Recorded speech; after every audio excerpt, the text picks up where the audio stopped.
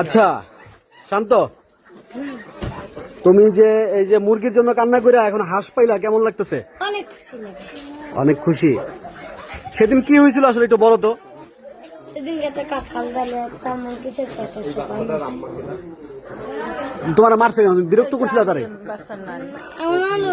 আমি ওনাদেরকে তোমরা মুরগি দেবেন না, মানে আমার আধা ঘন্টা দাঁড়িয়েছি, পরে কেছে কাকা দেবেন না, এবার একটা সবাই মারছে।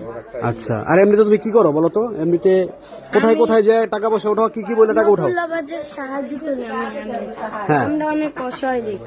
আচ্ছা, কি বলো যে মানুষের কাছে? আমার মার লোকে সাহায্য, সত্যি কথা বললে স্যার আমাকে সাহায্য করানোর থেকে আমি মিথ্যার আশ্রয় নিচ্ছি। কি কি বলো?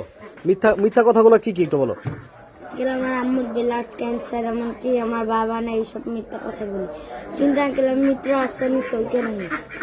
আচ্ছা, এখন থেকে কিন্তু আর মিথ্যা কথা বলা যাবে না। না, আর আমি জীবনে বলবো না, আর ভিক্ষাও করবো না।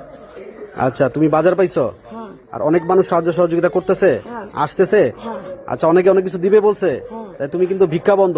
না না, আর ভিক্ষা করবো না। আমি এই 3 দিন ধরে বাসায় আছি, আমার মা আমার কোনো আনি যাইতে দেয় না। তাহলে আচ্ছা, তোমার শোনো, ভিক্ষা বন্ধ, মিথ্যা কথা বলা বন্ধ, ঠিক আছে? আর এখন তো হ্যাঁ, মাদ্রাসা যাও আর স্কুলে যাও, যাবা, ঠিক আছে? আর মায়ের জন্য করছো, মায়ের জন্য করছো, মায়ের জন্য সব সময় করবা, কিন্তু মিথ্যা কথা বলা করা যাবে না।